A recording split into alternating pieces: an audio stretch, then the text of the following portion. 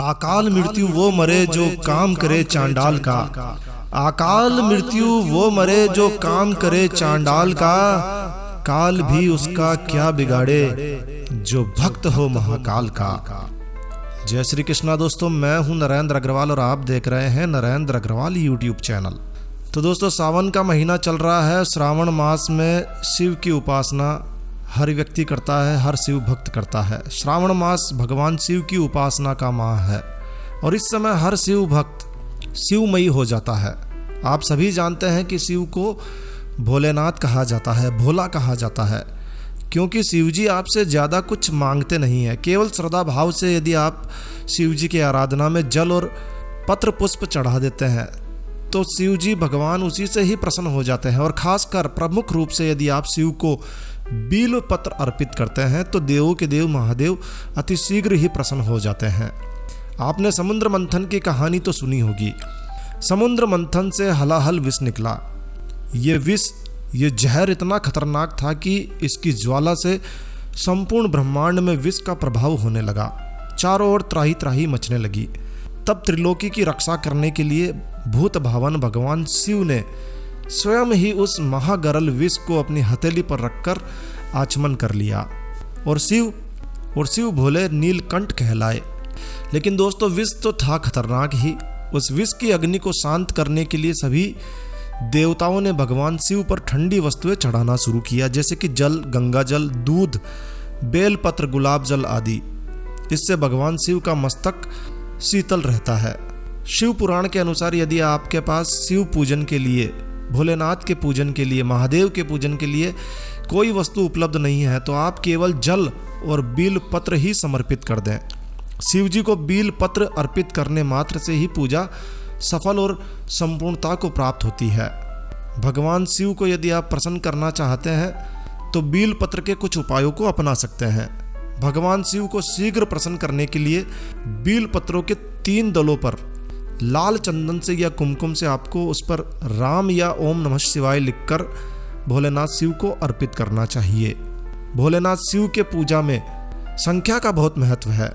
विशेष अवसरों पर जैसे कि शिवरात्रि, श्रावण और सोमवार, प्रदोष आदि पर 11, 21, 31, 108 या फिर 1008 बील पत्र शिवलिंग पर अर्पित करने चाहिए।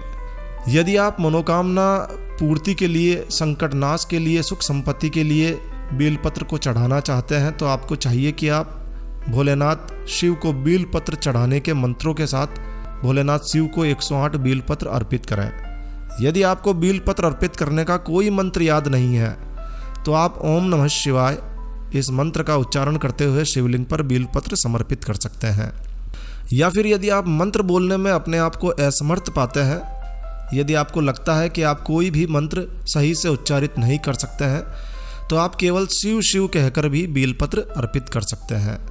लेकिन दोस्तों, यदि आप भोलेनाथ शिव का पूजन करने जा रहे हैं, बेलपत्र चढ़ाते हैं, तो आपको बेलपत्र चढ़ाते समय कुछ बातों का ध्यान रखना बेहद जरूरी है। चलिए आपको बताते हैं कि आपको बेलपत्र अर्पित करते समय किन बातों का ध्यान रखना चाहिए। सबसे पहले, बेलपत्र आपका जो छिद्र रहित होना चाहिए, कहीं से भी छेद नहीं होना चाहिए उसमें। बेलपत्र 3 पत्ते वाले कोमल और अखंडित होने चाहिए। बेलपत्र में चक्र या फिर वज्र नहीं होना चाहिए। बेलपत्र में जो सफ़ेद सफ़ेद लगा रहता है उसे चक्र कहते हैं और डंठल में जो गांठ होती है उसे वज्र कहा जाता है। तो ये चीज़ें नहीं होनी चाहिए। बेलपत्र को आपको धोकर मिट्टी आदि से साफ करके शिवजी पर अर्पित करना चाहिए। और कुछ तिथियाँ ऐसी हैं जब बेलपत्र तोड़ा नहीं जाता है, तो ऐसी तिथियों में आपको बेलपत्र नहीं तोड़ना चाहिए। और उस समय यदि आपको बेलपत्र चढ़ाना है तो उस समय आप बासी सूखे बेलपत्र भगवान शिव को अर्पित कर सकते हैं। तो जिन तिथियों पर बेलपत्र तोड़ने की मनाही है उन बेलपत्र को आपको रख लेना चाहिए, पहले से तोड़ के रख लेना चाहिए, वो भी आप चढ़ा सकते हैं। बेलपत्र हमेशा अधोमुख यानी कि उल्टा चढ़ाया जाता है। चिकना भाग हमेशा शिवलिंग को स्पर्श करते हुए रहता है। इस तरह से आपको चढ़ाना चाहिए। और कुछ विशेष दिनों में, जिन विशेष दिनों में बेलपत्र नहीं तोड़ा जाता है, जिसमें चतुर्थी, अष्टमी, नवमी, चतुर्दशी और अमावस्या का दिन है। संक्रांति और सोमवार के दिन भी बेलपत्र नहीं तोड़ना चाहिए। लेकिन बेलपत्र शंकर भगवान को, भोलेनाथ को बहुत ही ज़्यादा प्रिय है, इसलिए जब ये तिथियां आए तो इनसे एक दिन पहले आप बेलपत्र तोड़ लीजिए, धोकर आप उसे चढ़ा सकते हैं। अगर आपको एक दिन पहले तोड़ना भूल गए हैं तो आप चढ़ाया हुआ बेलपत्र भी धोकर बार बार चढ़ा सकते हैं। उसका डंठल जरा सा तोड़कर आप फिर से चढ़ा सकते हैं। आपने सुना होगा कि रुद्राक्ष कई मुख वाले होते हैं। जिस तरह से रुद्राक्ष कई मुख वाले होते हैं, उसी तरह से बेलपत्र भी कई पत्तियों वाले होते हैं। बेलपत्र में जितनी अधिक पत्तियां होती है वो उतना ही अधिक उत्तम माना जाता है, उतना ही अच्छा माना जाता है। 3 पत्तियों से अधिक पत्तों वाला बेलपत्र बेहद ही पवित्र माना जाता है। 4 पत्ती वाला बेलपत्र साक्षात ब्रह्मा का स्वरूप माना जाता है। 5 पत्ती वाला बेलपत्र साक्षात शिव का स्वरूप माना जाता है। और ऐसे बेलपत्र शिव कृपा से कभी कभी ही प्राप्त होते हैं।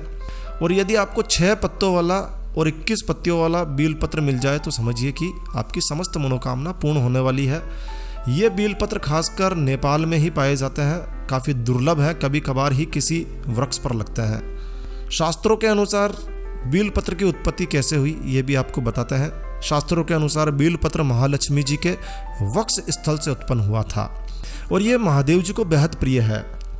वृहद धर्म पुराण में बेलपत्र की उत्पत्ति की एक छोटी सी कहानी मिलती है। चलिए आपको ये उत्पत्ति की कहानी भी शेयर करते हैं। इसके अनुसार बेलपत्र की उत्पत्ति माता लक्ष्मी जी के स्तनों को काटकर चढ़ाने के कारण हुई थी। लक्ष्मी जी भगवान विष्णु को पति रूप में प्राप्त करने के लिए देवों के देव महादेव शिव जी का घोर आराधना, घोर कठोर तप कर रही थी। और अंत में लक्ष्मी जी ओम नमः शिवाय इस पंचाक्षर मंत्र से एक सहस्त्र कमल पुष्प के द्वारा भोलेनाथ शिव का पूजन कर रही थी। तब शिव जी ने उनकी परीक्षा लेने के लिए एक कमल पुष्प चुरा लिया, यानी कि सहस्त्र कमल पुष्पों में से एक कमल पुष्प कम हो गया। भगवान विष्णु ने जब एक सहस्त्र पुष्पों से शिव जी की अर्चना की थी, उस समय भी भगवान शिव जी ने एक कमल चुरा लिया था। आपने वो कहानी भी सुनी होगी। चलिए इस कहानी को आगे बढ़ाते हैं। तो लक्ष्मी जी के सहस्त्र कमल पुष्पों में से एक कमल पुष्प कम हो गया। जब लक्ष्मी जी ने देखा कि एक कमल पुष्प कम है तो उन्होंने अपना बायां वक्ष स्थल काटकर शिव जी पर चढ़ा दिया, क्योंकि स्तन की उपमा कमल से की जाती है। और जब लक्ष्मी जी अपना दायां वक्ष स्थल भी काटने के लिए उद्यत हुई, तैयार हुई, तो शिव जी प्रकट हुए और लक्ष्मी जी से बोले, देवी तुम ऐसा मत करो, तुम समुद्र तनया हो। जैसा कि आप सभी लोग जानते हैं, भगवान शिव आदि शल्य चिकित्सक हैं। आदिकाल में सर्जरी, सबसे पहली सर्जरी भगवान शिव ने ही की थी। आपको पता होगा कि भगवान शिव ने गणेश जी को हाथी का और दक्ष प्रजापति को बकरे का मुख लगाया था। सबसे पहले सर्जन है। तो शिव कृपा से लक्ष्मी जी का बाया स्तन ज्यों का त्यों जुड़ गया। शिव जी ने लक्ष्मी जी को वरदान देते हुए कहा, हे समुद्र तनय, तुम्हारा मनोरथ पूर्ण होगा, भगवान विष्णु तुम्हारा वरण करेंगे। लक्ष्मी जी ने कटे हुए स्तन को पृथ्वी में गाड़ दिया, जिससे एक वृक्ष उत्पन्न हुआ। इस वृक्ष के 3 दल और गोल फल लगने लगे और वही वृक्ष बील वृक्ष कहलाया, बील पत्र कहलाया। बील फल को ब्रह्मा, विष्णु और महेश तीनों ही नहीं पहचान सके। यह वृक्ष, इसका फल ब्रह्मा जी की सृष्टि से परे है, अलग है। वैशाख शुक्ल पक्ष की तृतीया, अक्षय तृतीया के दिन बील वृक्ष की उत्पत्ति हुई थी। तो भगवान शिव ने प्रसन्न होकर माता लक्ष्मी जी से कहा कि बील वृक्ष तुम्हारी भक्ति का प्रतीक होगा। ये वृक्ष मुझे और लक्ष्मी जी को अत्यंत ही प्रिय होगा। हम दोनों की बील वृक्ष से की गई पूजा मुक्ता, प्रवाल, मूंगा, स्वर्ण, चांदी आदि रत्नों से की गई सभी पूजा से श्रेष्ठ होगी। जैसे गंगा जल मुझे प्रिय है, उसी प्रकार से बील पत्र और बील फल के द्वारा की गई मेरी पूजा कमल के समान मुझे प्रिय होगी। बिना बील पत्र के मैं कोई भी वस्तु ग्रहण नहीं करूंगा। बिना बील पत्र के मेरी पूजा कभी पूर्ण नहीं होगी। लेकिन अग्नि पुराण में बील पत्र की उत्पत्ति की कथा कुछ और ही है। चलिए छोटी सी कथा है, वो भी आपको बताते हैं। महर्षि भृगु की कामधेनु वहीं पृथ्वी पर गौ रूप में प्रकट हुई। कहते हैं कि उसी के गोबर से बील वृक्ष की उत्पत्ति हुई। उस बील वृक्ष से ही श्री उत्पन्न हुई और इसीलिए बील फल को श्रीफल भी कहा जाता है। श्री लक्ष्मी जी की तपस्या के फलस्वरूप बील वृक्ष प्रकट हुआ था और इसीलिए माता लक्ष्मी जी की पूजा में भी बील वृक्ष का प्रयोग किया जाता है। यह भी मान्यता है कि जब आप भगवान शिव को प्रसन्न करने के लिए बील वृक्ष अर्पित करते हैं तो साथ ही साथ माता लक्ष्मी जी भी प्रसन्न होती है।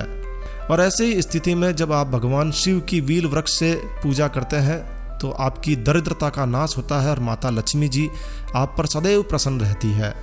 और इसी कारण से आदिकाल से ही भोलेनाथ शिव की पूजा बील पत्र से की जाती है। तो आशा है आपको समझ में आ गया होगा कि भोलेनाथ शिव को बील वृक्ष क्यों पसंद है या बील पत्र क्यों पसंद है।